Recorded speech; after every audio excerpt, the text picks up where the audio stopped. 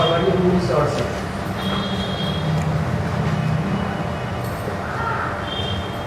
सभी मासूक की याद में बैठे हो। अलफ और बे की याद में बैठे हो तो भी ठीक है।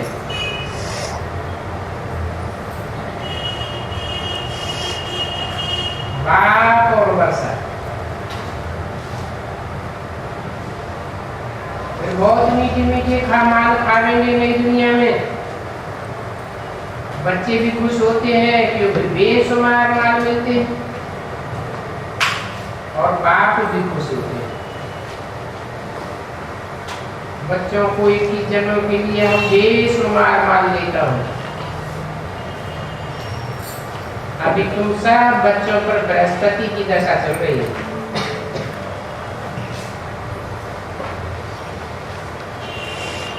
अच्छी की अच्छी दशा है बृहस्पति की दशा।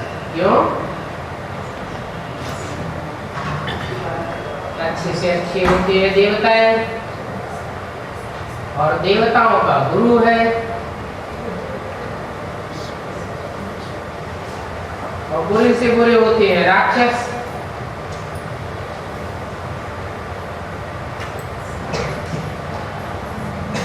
राहु की दशा, शनि की दशा बहुत बुरी मान जाती है। तुम बच्चों पर तो बृहस्पति की दशा चल रही है। नाम क्या दिया? बृहस्पति, पतियों का पति, वृक्षपति भी कहते हैं। ये मनुष्य शक्ति रूपी जो झाड़ है उस सारे झाड़ का पति माने रक्षक।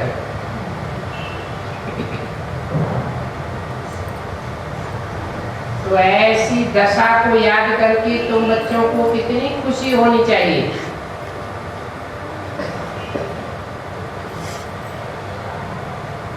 खुशी नहीं रहती है क्योंकि कुछ गड़बड़ है।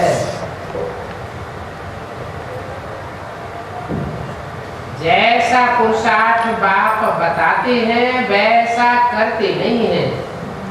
पूरा पूरा श्रीमत पर चलते नहीं हैं। जरूर पुरुषार्थ में कमी है।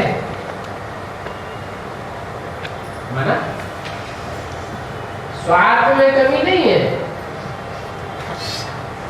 वो है पुरुषार्थ और ये है स्वार्थ। रथ माना शरीर, स्वरथ। अपने रथ के लिए जो किया जाए सो स्वार्थ और पुरुषार्थ, पुरुषात्मा को कहा जाता है। आत्मा के लिए जो किया जाए सो है पुरुषार्थ। दो बातें, एक आत्मा और दूसरी शरीर। शरीर का कनेक्शन एक जन्म से है, वो भी एक जन्म पूरा हो या न हो, बीच में शरीर छूट जाए। और आत्मा का कनेक्शन अनेक जन्मों से। तो किसके अर्थ पुरुषार्थ करना चाहिए, किसके अर्थ मेहनत करनी चाहिए? आत्मा के अर्थ मेहनत करनी चाहिए, आत्मा की कमाई हो। परंतु बच्चे नंबरवार पुरुषार्थ अनुसार, इसलिए नंबरवार दशाएं भी बैठती हैं। नहीं तो विवेक कहता है जो बच्चे निश्चय बुद्धि हैं उनको क्या परवाह, इस बात पर निश्चय। अपनी आत्मा के ऊपर निश्चय कि मैं आत्मा ज्योति बिंदु हूँ, 84 जन्म लेने वाली बाप की शिकील दिया।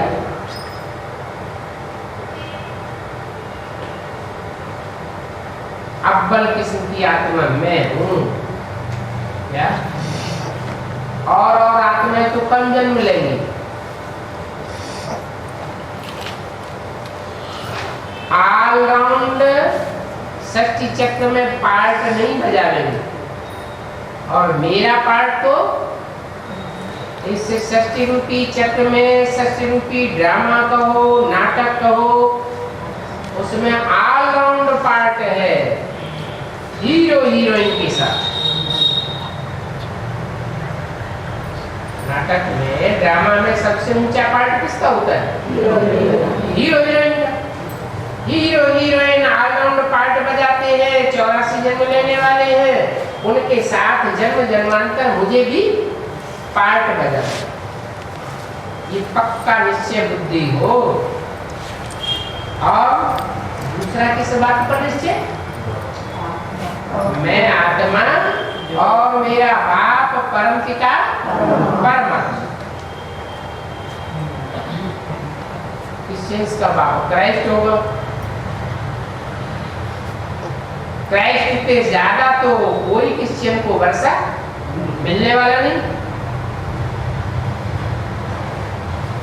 बीज रूप आत्माओं में जो क्रिश्चियंस का ग्रुप होगा, उनमें जो क्राइस्ट का बीज होगा उसको वर्षा सबसे जास्ती मिलेगा, और कोई को तो मिलने वाला नहीं।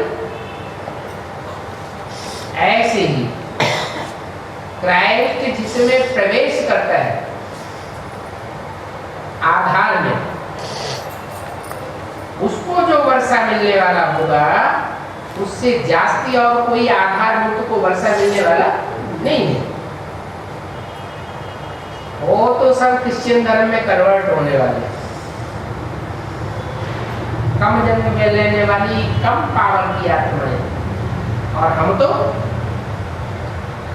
तो बहुत पावरफुल सर्वशक्तिवान बाप के बच्चे हैं। 84 का चक्र पूरा लगाने वाले हैं। और धर्म और उनके धर्म पिताएं तो बीच में आते हैं। क्या बीच में आते हैं और चले जाएंगे। उनके धर्मखंड भी बीच में आते हैं और चले जाते हैं। और हम तो आज से अंत तक पार्ट बजाने वाले। तो जो बच्चे निश्चय बुद्धि है कि हमको ऊंचे से ऊंचे बाप मिला है, वर्षा देने वाला। ऊंचा बाप होगा तो वर्षा भी कैसे देगा? नीचे से ऊंचा वर्षा देगा। और ये ड्रामा मेरे लिए जितना कल्याणकारी है, उतना और कोई के लिए कल्याणकारी नहीं है। कौन कौन बातों में निश्चय? अपने में निश्चय, आत्मा में निश्चय। कभी भी निगेटिव संकल्प ना आए अपने लिए। क्या? सदैव ऊंचे से ऊंचे संकल्प आए, मैं श्रेष्ठ आत्मा हूं। फिर ऊंचे से ऊंचे बाप का बच्चा हूं। और तीसरी बात, ड्रामा में मेरा जितना श्रेष्ठ पार्ट है, उतना और कोई धर्म की आत्मा का पार्ट नहीं। निश्चय बुद्धि बच्चे हैं, उनको तो कोई परवाह नहीं है। बाप को कहना कि याद नहीं पड़ता है, ये कितनी मूर्खता है। जिस ऊंचे से ऊंचे बाप से ऊंचे वर्षा मिलता है, और फिर उस बाप के सामने कहना हमें आप याद नहीं आते। अरे जिससे प्राप्ति होगी वो याद नहीं आएगा। जो सुख देगा, सुख का सागर है हमारा पास। क्या? एक होता है सुख के गड्ढे, बड़ी चेयर, सुख के तालाब, सुख की नहरें, सुख की नदियां, दीर्घ की नदियां बहती हैं। लेकिन इन्हें सबसे बड़ा क्या है? सागर। वो सुख का सागर है, कभी फूटने वाला नहीं है। ऐसा सुख का सागर बाप आकर के हमको कहाँ ले जाते हैं? क्षीर सागर में ले जाते हैं। और ऐसे बाप के सामने कहना कि हमें आपकी याद नहीं आती। बाप कहते ये तो मूर्ख बच्चा है। अच्छा, तुम योग अक्षर छोड़ दो, हमारा योग नहीं लगता, योग नहीं लगता, योग छोड़ दो। इन आंखों से जो देखते हो वो याद आता है कि नहीं है? अच्छा तो याद करो।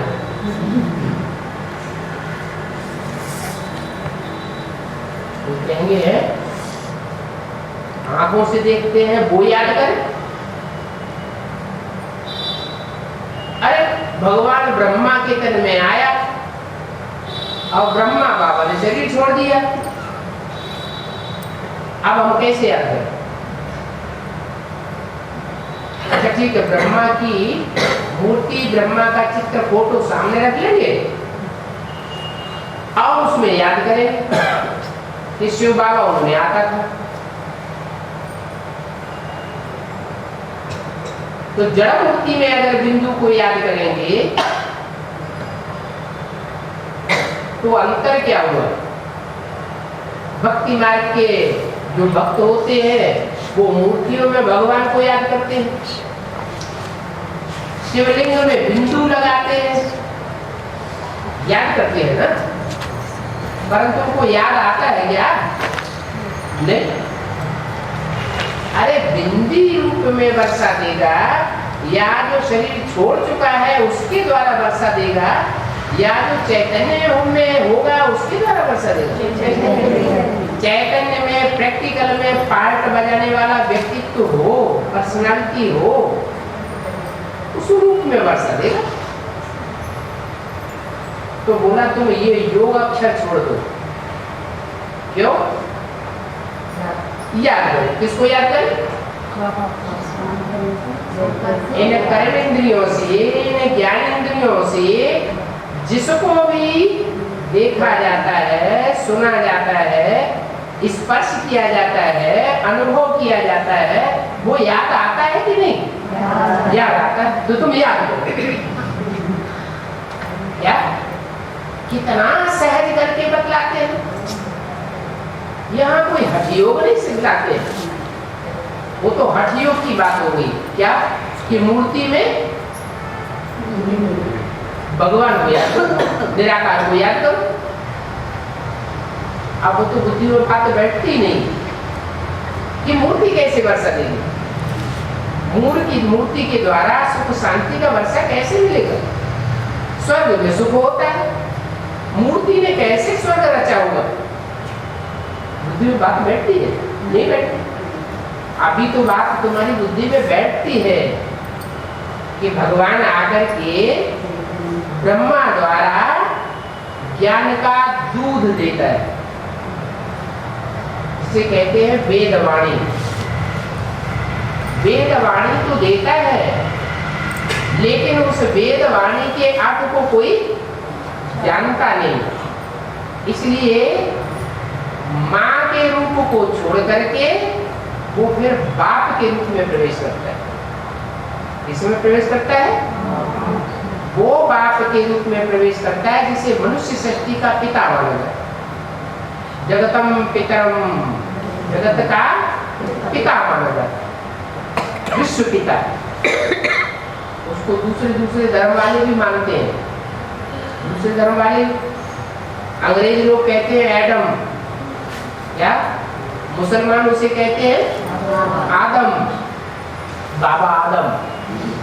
आदम से पहले कोई और आदमी था ही नहीं, ऐसे समझते हैं ना। अपने हिंदू में भी मानते हैं कि शंकर जी को जन्म देने वाला कोई नहीं, मतलब वो सबको जन्म देने वाला है, सबके स्वरूप की पहचान देने वाला है कि कौन आत्मा क्या क्या पार्ट बजाने वाली है, परंतु उसको बताने वाला कोई नहीं। तो वो सबका बाप है। कैसा बाप? निराकार या साकार?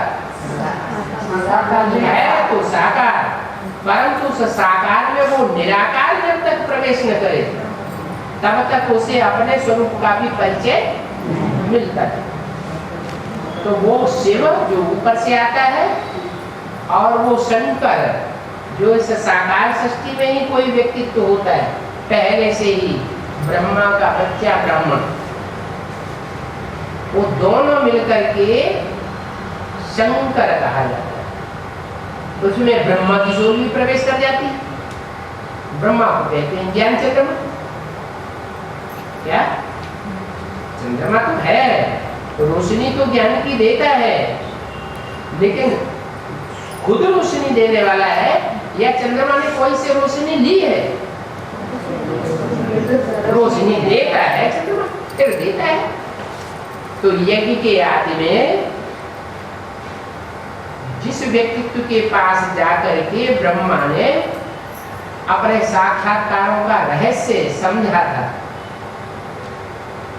वही व्यक्तित्व आत्मा जो पूर्व जन्म में थी, ब्रह्मा को ज्ञान का बीज डालने वाली साकार में, वो आत्मा शरीर छोड़ने के बाद फिर दोबारा यज्ञ में आती है और आने के बाद ब्राह्मण बनती है और उस ब्राह्मण बच्चे में शिव बाप ब्रह्मा का शरीर छोड़ने के बाद प्रवेश करते,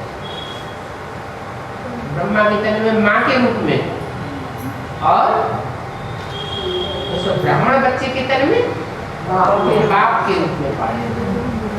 शंकर का चित्र में जनेऊ भी दिखाया जाता है, यज्ञोपवी। ये किस बात की निशानी है? शंकर भी ब्राह्मण था। हाँ, शंकर भी ब्राह्मण है। पहला पहला ब्राह्मण सो पहला पहला देवता, जो पहला पहला देवता सो पहला पहला त्रेता में बनेगा क्षत्रिय। सोई द्वापर में बनता है पहला वैश्य और कलियुग में बनता है पहला सूर्य। फिर संयोग आता है तो पहले पहले वो ब्राह्मण बनता है। क्या क्या बनता है? ब्राह्मण किसकी औलाद? ब्रह्मा की औलाद। जब पहला ब्राह्मण जो ब्रह्मा की औलाद कैसे? फिर ब्रह्मा पहले हुआ या वो ब्राह्मण पहले हुआ? नहीं, ब्रह्मा बाबा को साक्षात्कार हुए, उन साक्षात्कारों को वो समझ नहीं सके। अपने गुरु से पूछा, गुरु ने बताया नहीं, तो वाराणसी में पंडितों के पास जाकर के पूछा, विद्वान आचार्यों से, वहां से उनको संतुष्टि नहीं मिली। फिर अपने भागीदार के पास कलकत्ते की दुकान में पहुंचे। जो भागीदार उनका पुराना नौकर था, लेकिन उनका बहनोई था। दुकान में आधे साधे का साझीदार। वहां पहुंच करके उससे बात उसके कान में डलवाई। इस तरीके से दादा लेखराज को साक्षात्कार हुए, इसका अर्थ कोई नहीं बता रहा। और परमात्मा शिव ने तुरंत उसमें प्रवेश करके वो साक्षात्कारों का रहस्य खोल दिया। तो जिसके द्वारा खोला वो पहला ब्रह्मा हुआ। माना दादा लेखराज ने डायरेक्ट नहीं सुनाया, दादा लेखराज ने सुनाया किसी माता को, और माता ने सुनाया उस व्यक्ति को जिसके मुख से उनके साक्षात्कारों का खुला। तो वो व्यक्ति हो गया पहला ब्राह्मण। ब्राह्मण तो ब्रह्मा की औलाद होना चाहिए ना। किसके मुख से पैदा हुआ? कौन था ब्रह्मा उस समय? जो सुनाने वाली माता थी वो ही आदि ब्रह्मा हो। तो वो हो गया ब्राह्मण पहला। तो जो यज्ञ के आदि का व्यक्तित्व था, जिसके द्वारा ज्ञान का बीज डाला गया, वो ही वास्तव में यज्ञ पिता। परंतु इस रहस्य को ब्रह्मा बाबा ने या कोई ने भी उस समय पहचाना नहीं। और न पहचानने के कारण क्या हुआ कि 10 साल के बाद जब हिंदुस्तान पाकिस्तान का बंटवारा हुआ और सिंध हैदराबाद से सत्संग उखड़ करके कराची में जहां बाबा अकेले जाकर के रहने लगे थे, वहां ट्रांसफर हो गया। बाबा को एकदम नशा चढ़ गया। इतने बंधन में रहने वाली जो कन्या माताएं थी, वो ढेर की ढेर बात आ गई, तो बाबा को नशा चढ़ा। और उसी समय परमात्मा शिव ने प्रवेश किया और प्रवेश करके मुरली चलाना शुरू कर। मुरली तो चलाई, लेकिन उस संस्था का नाम क्या रखा? ब्रह्मा कुमारी ईश्वरी विश्वविद्यालय।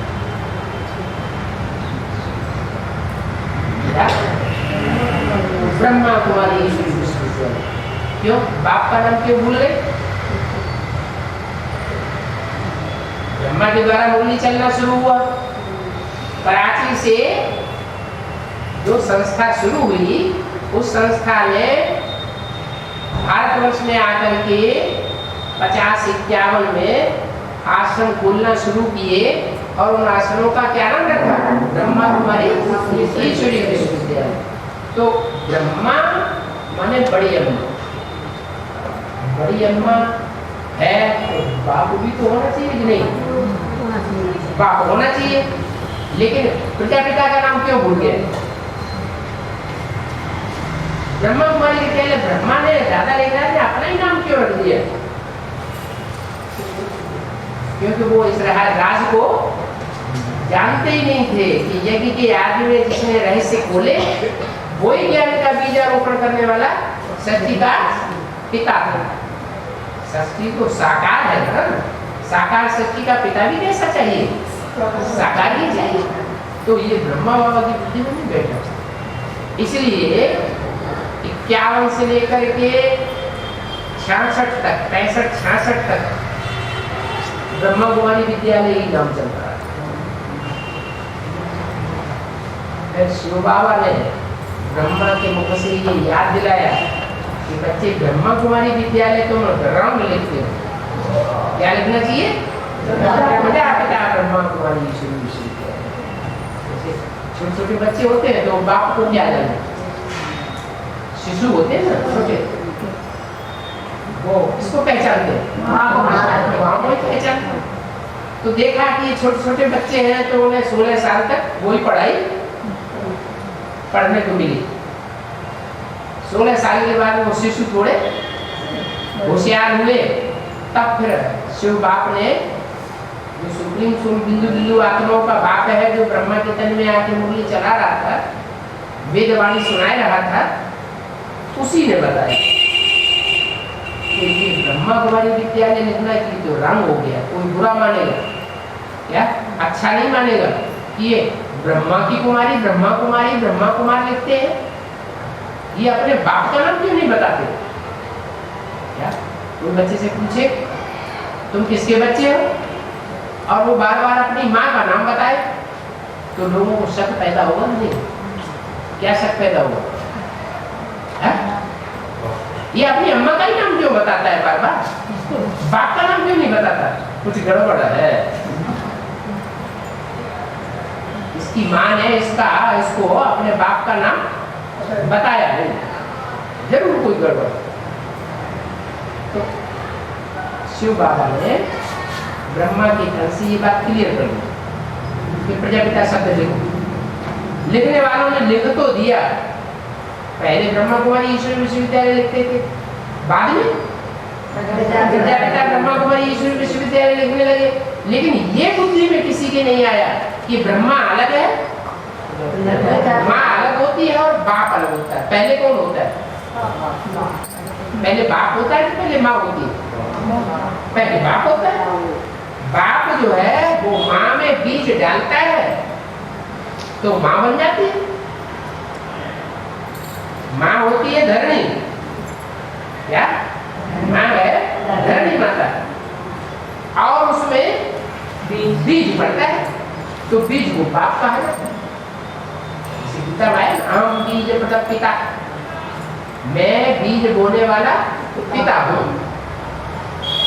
तो ये मनुष्य शक्ति का जो बीज है उसके बारे में न ब्रह्मा कुमारियों को पता न ब्रह्मा को पता। आज तक भी उनकी बुद्धि में ये बात बैठी नहीं क्या कि ब्रह्मा को भी कोई रचने वाला होगा। अम्मा को कौन रचता है? अम्मा को अम्मा कौन बनाता है? बाप बनाता है। तो ब्रह्मा को ब्रह्मा बनाने वाला साकार में कोई हुआ होगा ना। ब्रह्मा है बड़ी माँ, सृष्टि की बड़ी से बड़ी माँ है, तो बड़ा बाप भी तो कोई हुआ होगा। तो यज्ञ के आदि में कौन बड़ा बाप हुआ? वो आज तक भी वो छोटे छोटे बच्चों की बुद्धि में अभी आया नहीं। कौन से बच्चों की बुद्धि में? जो बेसिक ज्ञान में पढ़ रहे हैं, बेसिक नॉलेज में पढ़ रहे हैं, ब्रह्म आश्रम में अभी उनकी बुद्धि में नहीं। किनकी बुद्धि में बैठा? वही यज्ञ का आज का पिता शरीर छोड़ने के बाद फिर दोबारा ऐसे ब्रह्मा कुमारी विश्वविद्यालय में आकर के ज्ञान लेता है, और ज्ञान लेने के थोड़े समय के बाद ही, मैंने 6, 8, 9 वर्ष के बाद ही उसमें सुप्रीम सोल प्रवेश करता है। तब ब्रह्मा के शरीर छोड़ने के 8 वर्ष के बाद, 8-9 वर्ष में ही प्रवेश होता है। ये प्रवेश होता है या प्रत्यक्ष होता है? नहीं, जैसे बच्चा है गर्भ में होता है? पहले पिंड तैयार होता है?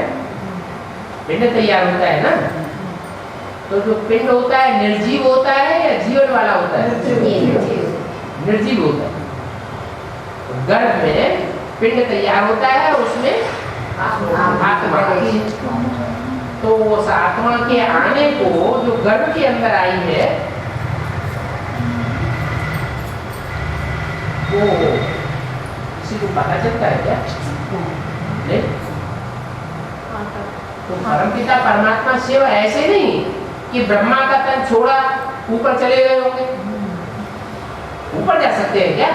मूल में तो बोला है, मैं तुम बच्चों के साथ खाऊंगा, खेलूंगा, रहूंगा, तुम संग साथ श्वासोश्वास निभाना है। तुम बच्चों को साथ लेकर जाए। ऐसे तो नहीं बीच में छोड़ जावे। ब्राह्मण सृष्टि रची है तो ब्राह्मणों को बीच में नहीं ले जाएंगे।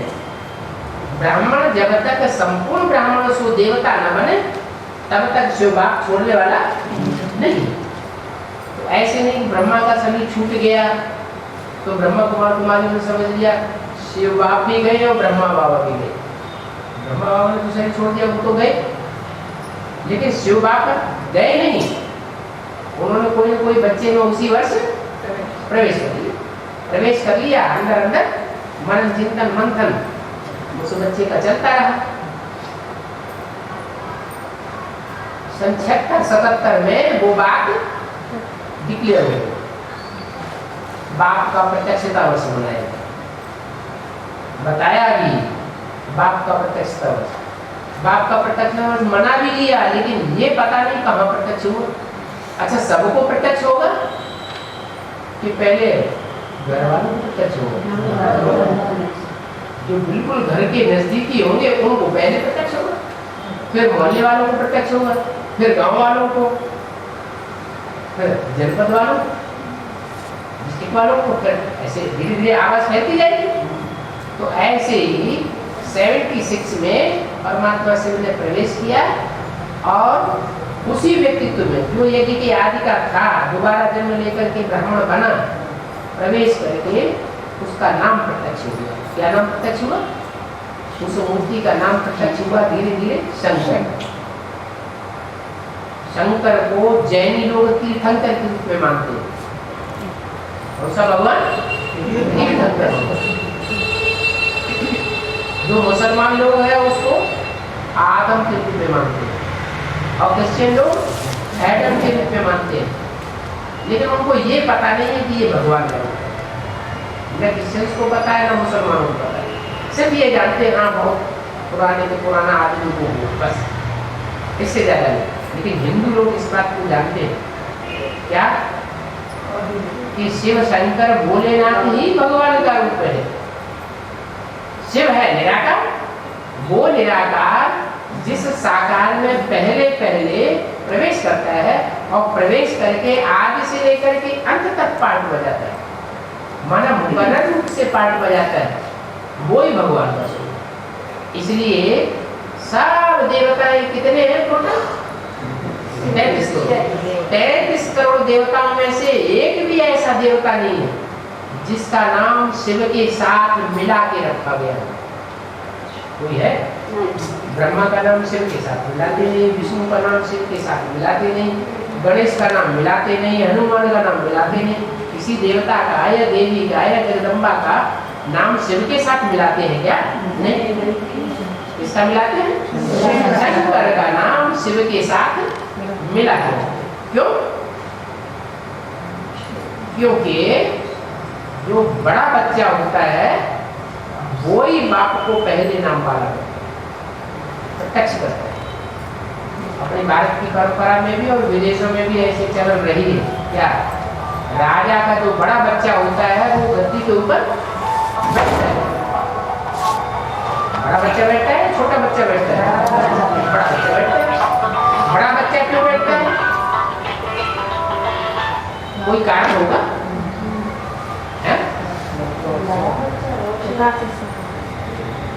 माँ बाप छोटे बच्चे को प्यार नहीं करते? माँ बाप सबसे छोटे बच्चे को ज्यादा प्यार करते हैं, ध्यान देते, या बड़े बच्चे की ओर ज्यादा ध्यान देते हैं? छोटे बच्चे को ध्यान नहीं देते। दिल से पूछो, ध्यान तो देते हैं छोटे बच्चे को ज्यादा, लेकिन अंदर में ये भी आस रहती है कि लंबे समय की जो प्योरिटी है, उस लंबे समय की प्योरिटी की पावर से ये पहले बच्चे ने जन्म लिया, इसलिए उसमें ज्यादा ताकत होती है।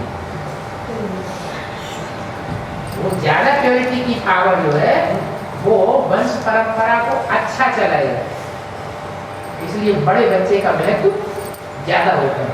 इसलिए समझते हैं लोग या कहते भी हैं, बाबा ने भी बोला, बड़ा बच्चा बाप समान का है, बड़ा भाई बाप समान।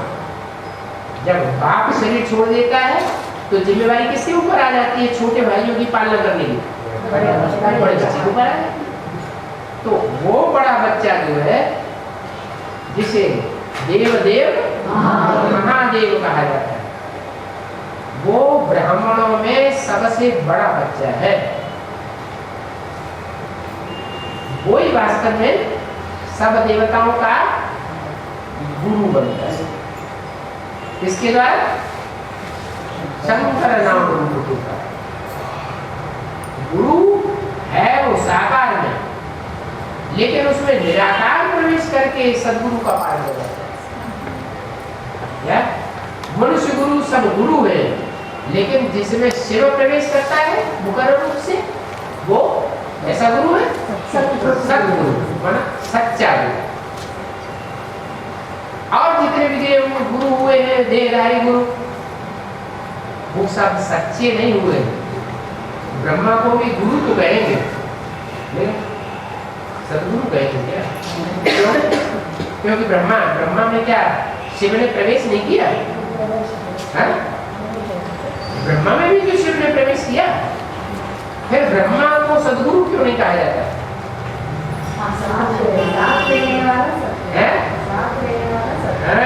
सदगुरु माने जो साथ लेकर के जाए, सदगति करके जाए। नहीं तो क्या होता है, गुरु मर जाते हैं और चेले भूखे क्यों रह जाते हैं। गुरु ने शरीर छोड़ दिया, पता नहीं कहाँ चला गया। बाद में जो चेले होते हैं, वो गुरु का जो चेला होता है बड़ा वाला, उसको गुरु बना के बैठ जाते हैं। सदगति तो किसी की होती नहीं। वास्तव में शिव तो आते हैं सदगति करने के लिए। कैसी सदगति? बुद्धि की भी सदगति करते हैं। आत्मा मानो बुद्धि, मन बुद्धि की भी सदगति करते हैं, और मन बुद्धि की सदगति करने के साथ साथ इस शरीर की भी 5 तत्वों की भी सदगति करते हैं। इसके द्वारा शंकर के स्वरूप से। तो सदगुरु साकार माना जाता है, बिंदु को सदगुरु नहीं कहे। सदगुरु अकाल मूर्त कहा जाता है। क्या? सदगुरु कैसा? अकाल, जिसको कोई काल खा नहीं सकता। अब काल आत्मा बिंदु बिंदु को खाता है, या शरीर को खाता है? शरीर को खाता है। और सबके शरीर को काल खाते हुए देखा जाएगा, लेकिन सदगुरु के शरीर को कोई काल खाते हुए देखता ही नहीं। भले सारी दुनिया का विनाश हो जाता है, इसलिए वो सदगुरु कहा जाता है। वो सदगुरु सबकी सदगति करता है। इस सृष्टि में एक भी आत्मा नहीं बचती जिसकी सदगति न हो। है एक जैसी सदगति सबकी नहीं है।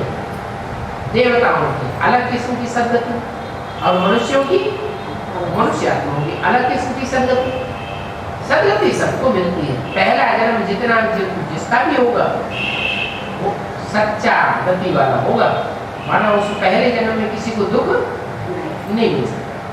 बाकी तो नंबर बात है। ज्यादा से ज्यादा 21 जन्म की सदगति है। क्या 21 जन्म की सदगति? बाकी तो 60 के आ जाते। तो वो बाप आकर के बाप का पार्ट भी बजाता है 76 से। और जो भी ब्रह्मा के द्वारा मुरलियां चलाई गई है, वो मुरलियां हमारी जैसे कि होगी टेस्ट हो।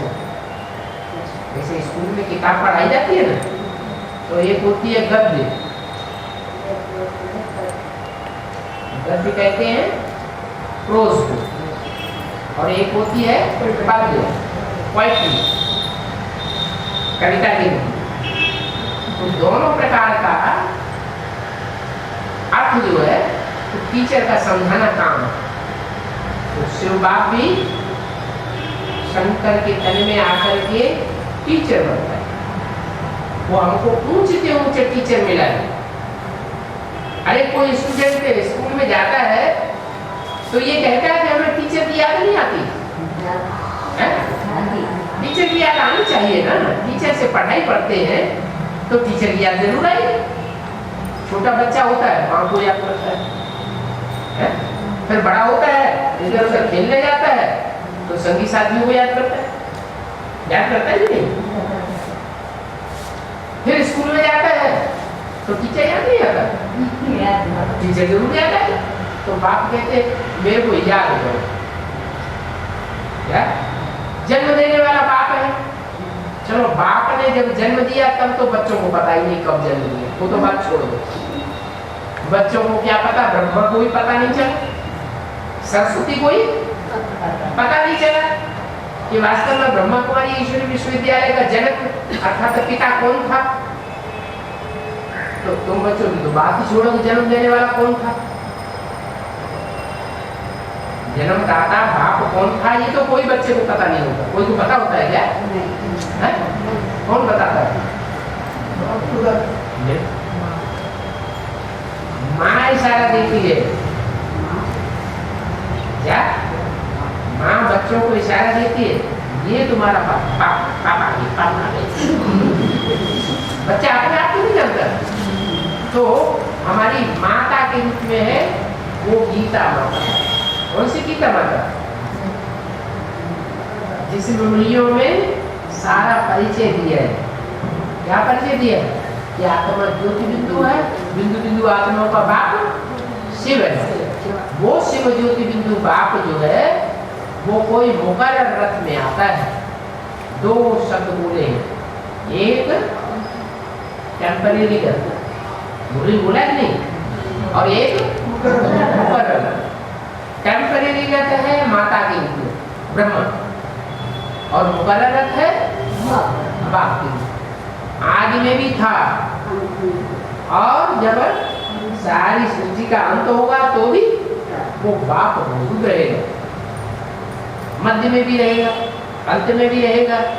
तो वो आदि मध्य अंत जो सत्य है, सत्य था और सच ही रहेगा। वो बाप तुमको ऊंचे के ऊंचे सच्चा बाप मिला है, जो सच्चा बाप सच्ची बात सुना करके तुमको सतयुग में ले जाए। सतयुग कैसे बनाता है? झूठी बातें सुना के सतयुग बनाता है। अरे वो धर्म पिताएं आए, इब्राहिम, बुद्ध, क्राइस्ट, वो धर्मात्माएं आए, वो बड़े बड़े विद्वान पंडित आचार्य आए, उन्होंने तो शास्त्रों की झूठी बातें सुनाई। तो झूठी बातें सुना सुना करके क्या बना दिया?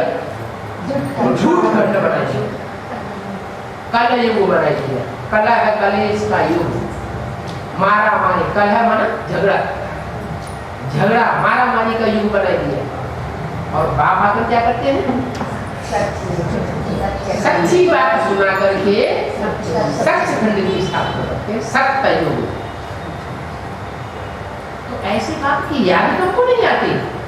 कोई बच्चे के बाबा हम आपकी याद भूल जाते हैं, अब आप कहेंगे मेरा बच्चा कैसा है, इसको मेरी याद नहीं आती। वो वंडरफुल बात है। लौकिक बात को तो कोई नहीं भूलता। अरे जानवर भी अपने बच्चों को याद करते हैं, तो तुम कैसे भूल जाते हो? ये वंडरफुल बात है कि बाप को बच्चे भूल जाते हैं। जिस याद से विघ्न विनाश होते, वि माने विपरीत, कर्म माने कर्म, विपरीत कर्म। वैसे कर्म करने चाहिए, वैसे कर्म नहीं। कैसे कर्म विनाश होते? जो कर्म नहीं करना चाहिए, जो बाप ने श्रीमत दी है, उस श्रीमत के विपरीत कर्म है, अर्थात पाप कर्म है, वो विनाश होता है। एक जन्म के नहीं, जन्म जन्मांतर के पाप कर्म विनाश होते हैं। इसको याद करने से, एक बाप को याद बोलते हैं हम ब्रह्म भगवान हमारी क्या कहें, हम भी तो एक बिंदु बाप को याद करते हैं। अरे बिंदी का पता कैसे चलेगा कौन सी बिंदी बाप है? सब मनुष्य आत्मा में बिंदी ही तो है। कीड़े, पशु, पक्षी, पतंगे, कीटाणु सब क्या है? सब बिंदु। तो कौन से बिंदु को याद करते हैं? कौन से बिंदु में स्वर्ग स्थापन किया, कैसे पता चले?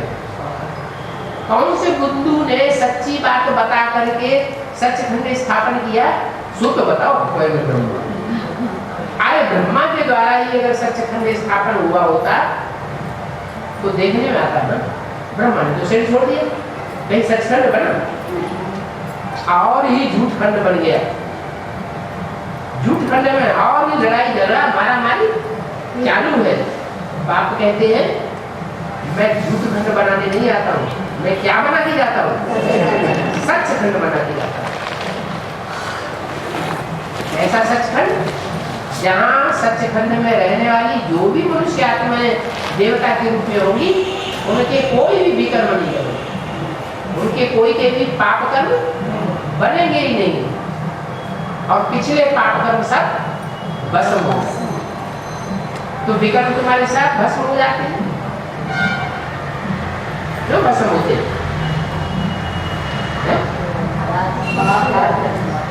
बाप याद करने से कहते हीरा बहुत कीमती चीज होती है, हीरे को याद कर लो।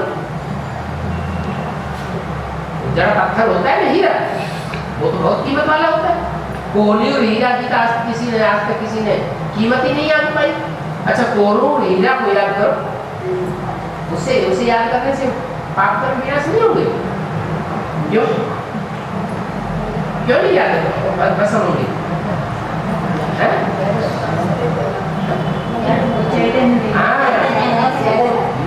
वो चलता फिरता नहीं है, बोलता चालता नहीं है।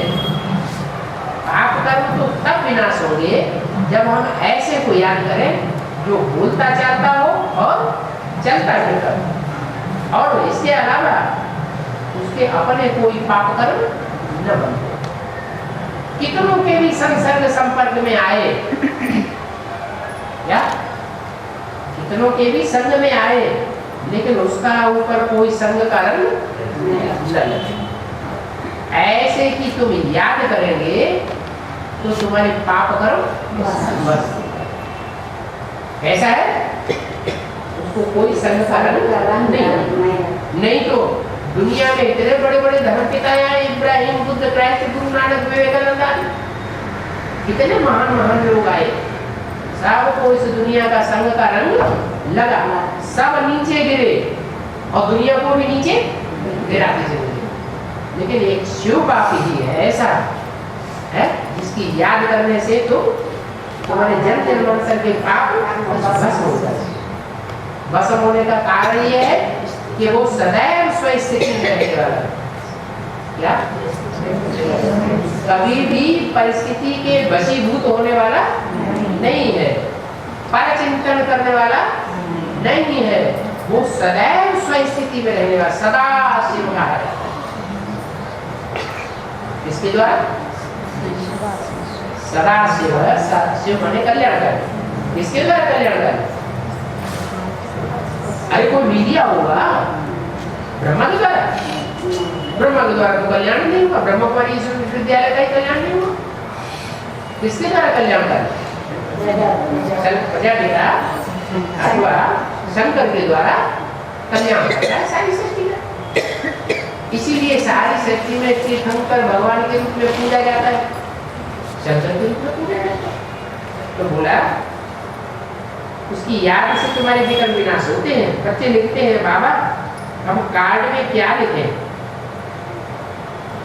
पहले पहले ये बात लिखना चाहिए, यहाँ रचयिता और रचना की नाली मिलेगी। क्या इस सृष्टि का रचयिता कौन है? सृष्टि साकार है या निराकार? साकार सृष्टि है, तो रचयिता भी कैसा होगा? साकार रचयिता हो। रचयिता की पहचान मिलने वाली नहीं है। वो क्या कहेंगे? रचयिता कौन था? दादा लिख रहा है ब्रह्मा। क्या रचा?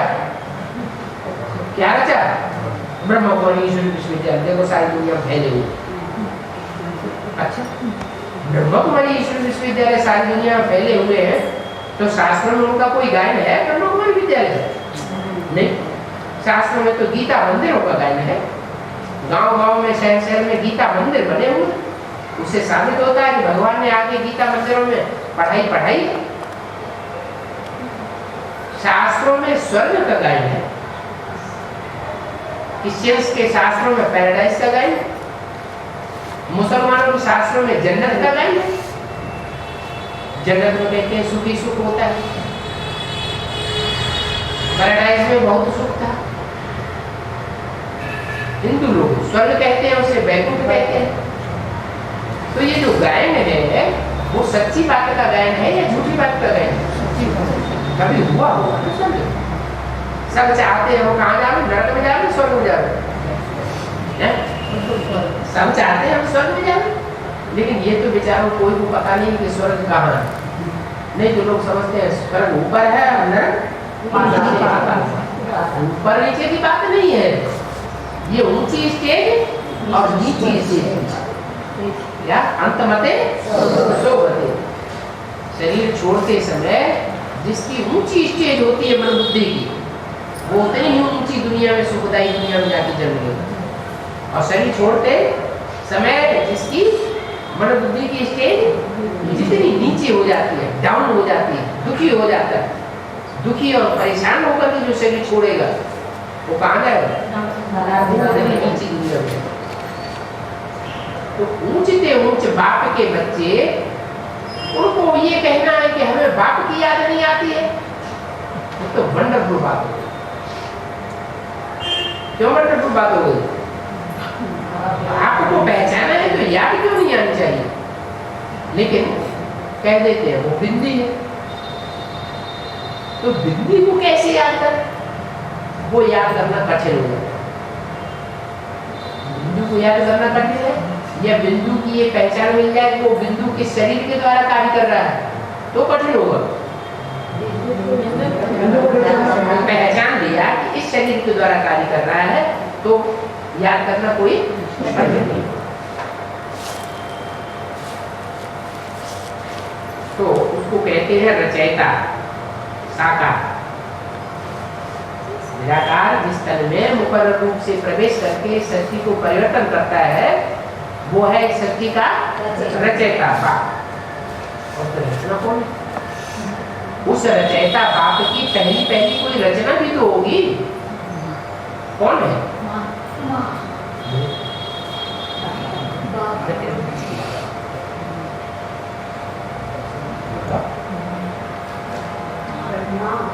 ब्रह्मा।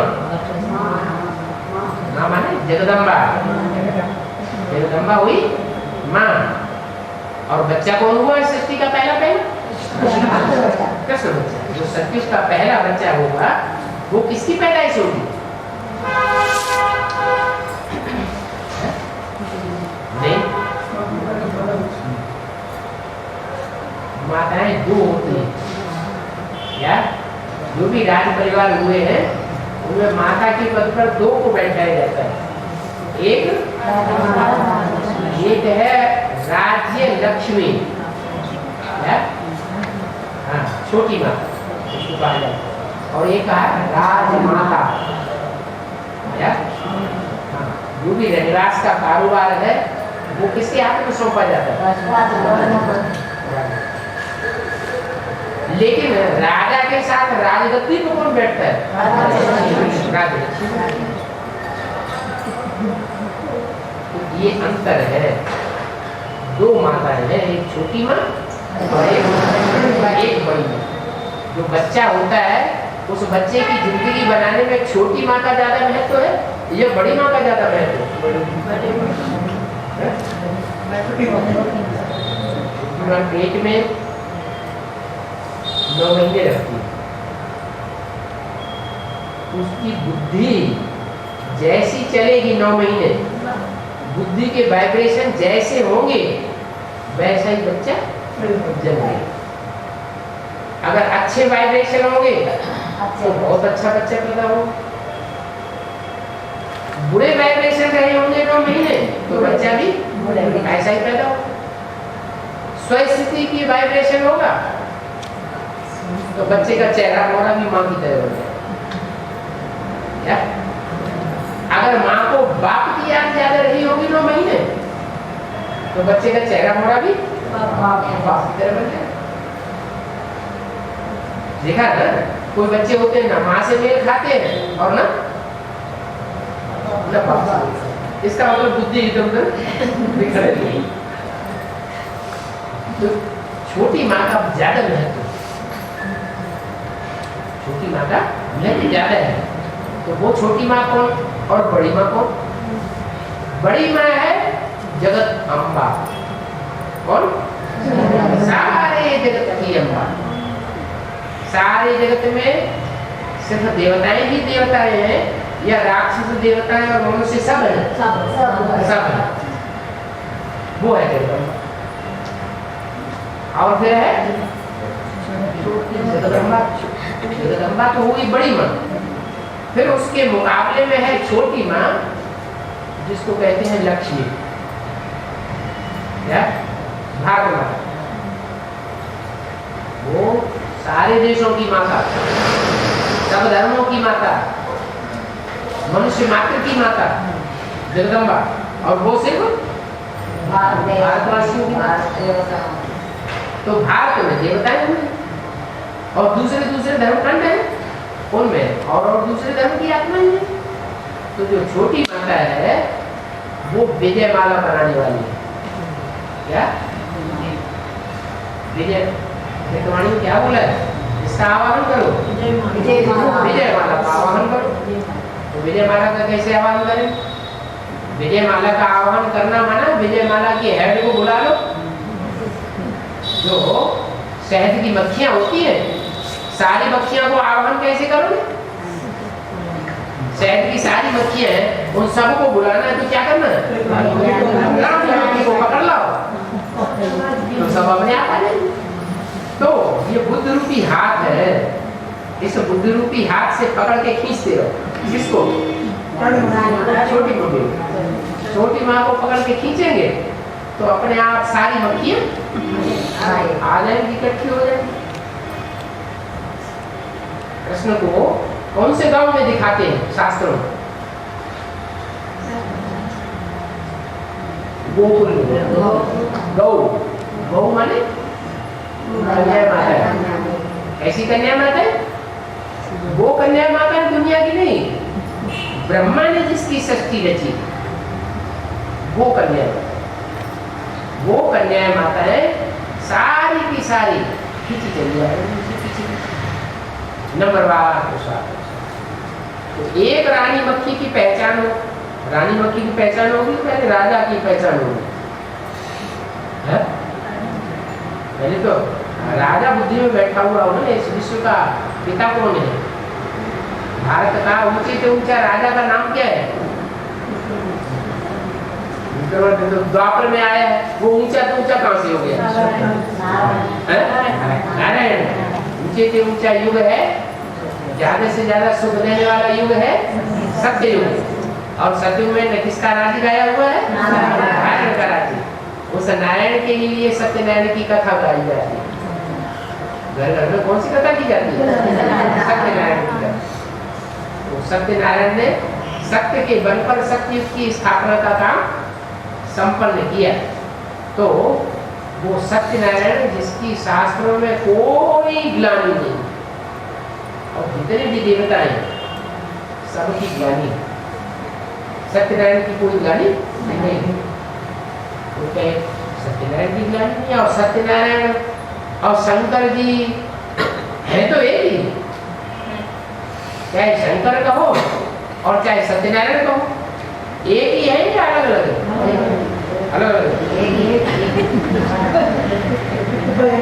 व्यक्तित्व तो एक ही है, लेकिन शंकर को याद में बैठे हुए दिखाया जाता है। क्या याद में बैठे हुए दिखाया जाता है? माने तपस्या कर रहे हैं, तपस्या की दरकार है, माने पुरुषार्थ कर रहे हैं, अपनी आत्मा के कल्याण के लिए क्या कर रहे हैं? तपस्या कर रहे हैं, याद कर रहे हैं। वो भी किसको याद करते हैं?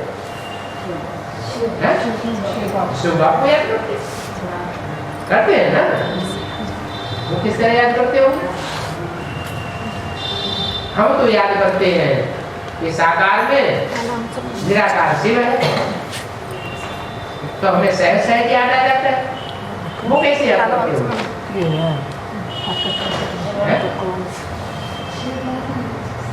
शिव को याद, बिंदु को याद करते हो? कैसे याद करते हो?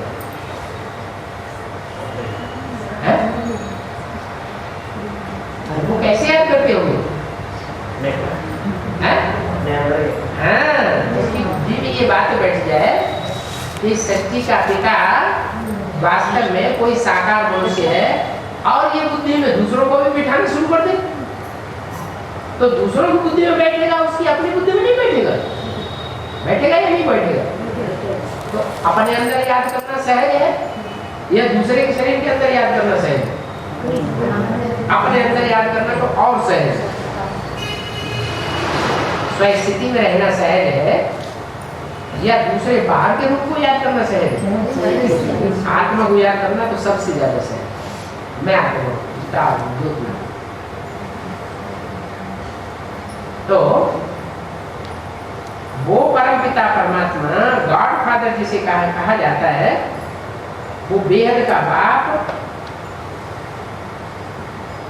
उसकी पहचान हम बच्चों को होती है, और दुनिया में दूसरे धर्म वालों को उसकी पहचान नहीं होती।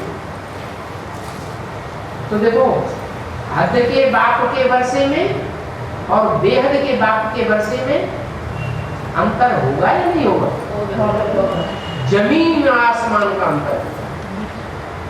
वो एक जन्म का बाप होता है और ये जन्म जन्मांतर का बाप, जन्म जन्मांतर का सुख देने वाला। ऐसे नहीं कि सिर्फ 21 जन्मों का ही सुख दे करके चला जाता है। 21 जन्मों के आधार पर 63 जन्मों का भी पुरुषार्थ का हिसाब किताब होता है, वो अभ्यास पक्का हो जाता है। तो बहुत फर्क होता है। वर्ल्ड गॉड फादर टीचर से तुम बच्चे बन सका क्या? वो सारी दुनिया का गॉड फादर, इब्राहिम बुद्ध क्राइस्ट बापों का भी बाप है। और उन्होंने जो पढ़ाई है टीचर बनकर के, इब्राहिम बुद्ध क्राइस्ट ने, बड़े से बड़े विद्वान पंडित आचार्यों ने जो भी पढ़ाई है टीचर बनकर के, और सब टीचर्स का भी वो टीचर है, यानी सुप्रीम टीचर है। तो तुम टीचर से वर्षा पाओगे, टीचर से कौन सा वर्षा पाया जाता है? पढ़ाई का वर्षा मिलता है। कोई तो बहुत ऊंची पढ़ाई पढ़ लेते हैं और कोई कम पढ़ाई। जो बहुत ऊंची पढ़ाई पढ़ते हैं वो टीचर का रिगार्ड रखने वाले होते होंगे या नहीं होते होंगे? जरूर होते। टीचर का रिगार्ड जो बच्चा नहीं रखेगा वो पढ़ाएगा पढ़ेगा। तो बाप का भी रिगार्ड, टीचर का भी रिगार्ड, और सदगुरु तो है ही पावरफुल, उसका कोई रिगार्ड अगर न रखे तो वो तो बहुत सख्त है। क्या सबसे सख्त पार्ट कौन सा है? बाप का उतना सख्त पार्ट नहीं, टीचर का भी उतना सख्त पार्ट नहीं, लेकिन सदगुरु का पार्ट तो बहुत सख्त। कहते हैं गुरु का बुलावा काल का बुलावा, और वो देहधारी गुरु की बात है। इसकी बात है, इसको ये देह के गुरु की बात है।